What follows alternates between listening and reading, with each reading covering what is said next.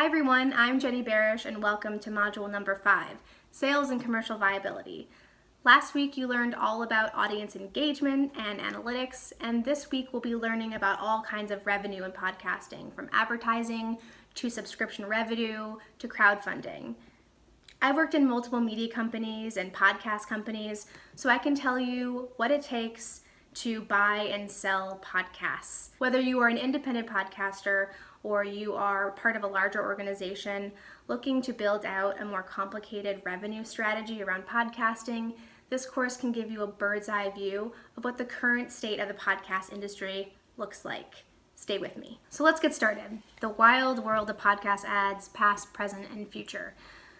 Now, before we start and go into the current podcast industry and the landscape, I think it's important to think about the relationship between podcasts and radio. A lot of people think that public radio invented podcasts, but it's really a medium of its own and came out of the digital age. In fact, the first podcast advertisers were looking to target early adopters or people who were tech savvy, developers, other kinds of engineers. These distinctions are important because it really affects how advertisers view the medium. Public radio may not have invented podcasts, but they were incredibly influential in making them a cultural phenomenon. They really figured out how to captivate audiences and build community around podcasts. And they found an audience of engaged listeners that were ready to buy and didn't really mind listening to the ads. In fact, they enjoyed the ads. The most obvious example of this is Serial, the podcast. It came from WBEZ's This American Life. It was a spin-off. And the most iconic ad that we probably know of in podcast history is the MailChimp ad. You can take a listen to the podcast ad that I provided in the resources section, so take a pause. Not only did it become one of the most downloaded podcasts in history, it became a meme, and people kind of latched on to the playful mispronunciation of MailChimp, as you heard in the ad. MailChimp and Serial, it all became culturally resonant, which really was a win-win for both the advertiser and the podcast. It's important to know that this wasn't the first podcast ad in the history of podcasts, but it was an important moment for the industry. The critical acclaim and scale and visibility really provided the credibility that the industry needed to thrive. It now became a viable mass medium, and everyone started to take notice, especially advertisers. That's why at this time, more and more podcast companies started to pop up. Companies like Wondery and Parcast. Even Silicon Valley started to take notice. Companies like Gimlet probably benefited from the buzz around the podcast industry in their funding rounds. So at this time, the industry as we know it started to organize and formalize, and that's kind of where we are today. So today, what we're seeing is massive growth. In fact, the total market revenue grew 86% from 2016 to 2017. So when we talk about this boom, this is what we're talking about. Despite this growth, we still have ways to go. According to Edison Research, podcasts only make up 4% of the total share of ear. This is the total share of time spent listening to audio. Terrestrial radio and streaming music still make up the majority of that time for listeners.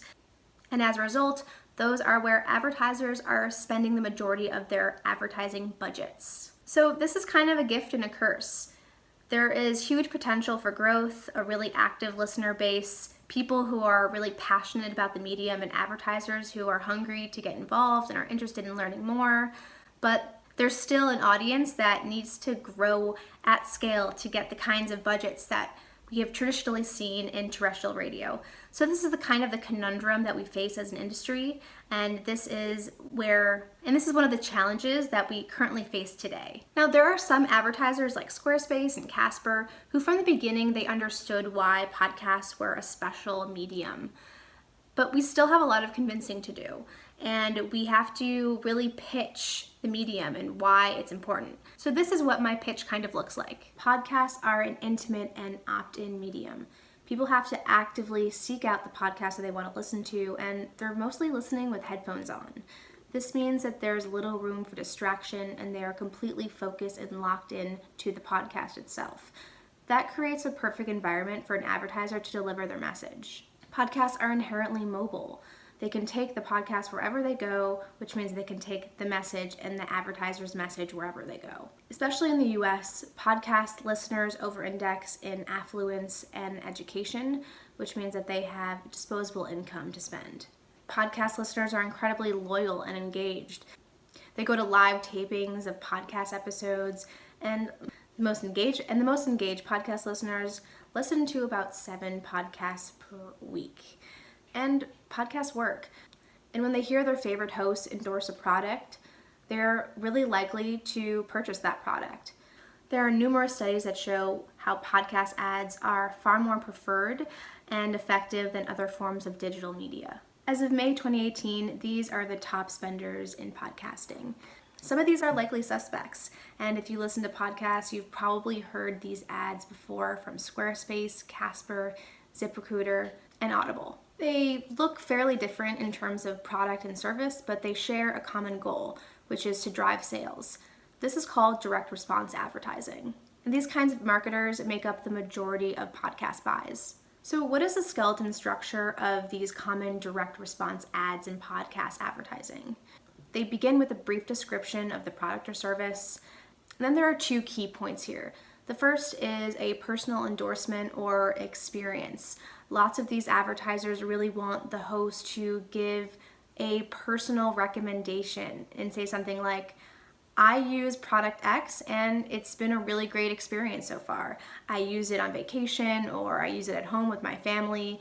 And this delivers that authenticity and credibility that advertisers are looking for in this medium.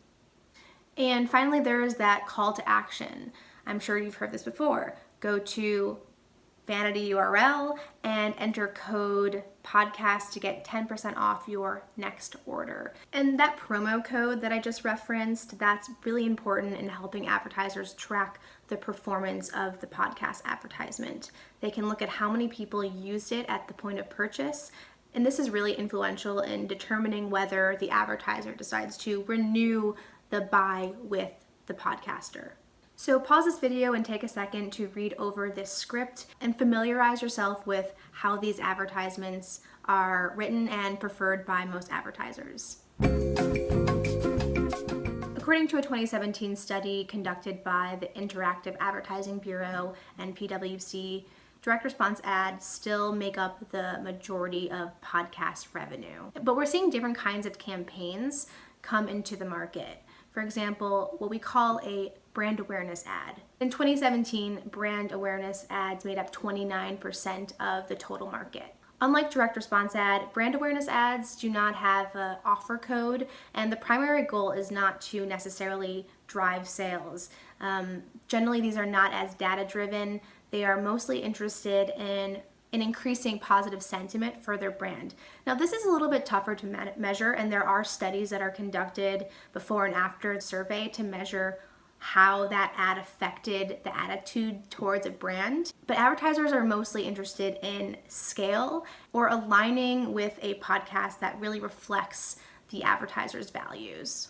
There has also been a surge in branded content campaign types. Branded content is any kind of advertising that uses articles, infographics, videos to tell a story about a brand and advertise in a more organic or native way. Media companies like BuzzFeed have built their entire revenue strategy around branded content. The brand essentially borrows the credibility and unique sensibilities of the publisher to increase positive sentiment of their company. And podcasts are an incredible way to do this. With storytelling and audience engagement at its core, it's a really powerful way for a brand to align with a subject matter or value. And with the current fandom and cultural resonance that podcasts currently have, it's something that brands really want to be a part of. And branded podcasts are incredibly lucrative. There are whole companies now that are dedicated to creating branded podcasts for advertisers. Companies like Gatorade and Tinder have gotten involved, where an entire show, about 30 minutes long, 6 or 10 episodes, it is dedicated to telling the story of a brand or aligning it really closely with a certain kind of sensibility, personality, or value system. Take a second to look at the shows created by Gimlet Creative or Pacific Content and start to look at the kinds of shows that these creators are making on behalf of brands. Another way to categorize podcast ads is by creative type. So the direct response ads that we went over in the previous slides are mostly host read, which means that the host reads the podcast ad and delivers some kind of personal endorsement. Now, there are other kinds of creative types that are becoming more and more common.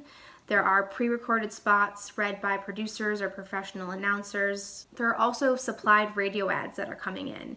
These types of creative are circulating in Spotify and other digital streaming audio or terrestrial radio.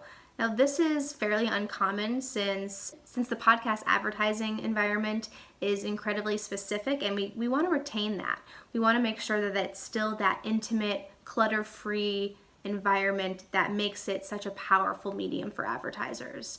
But as the industry scales, this is becoming more and more common. Advertisers want to invest in one type of creative format and spread that as far and wide as possible. So what does the future of podcast advertising look like?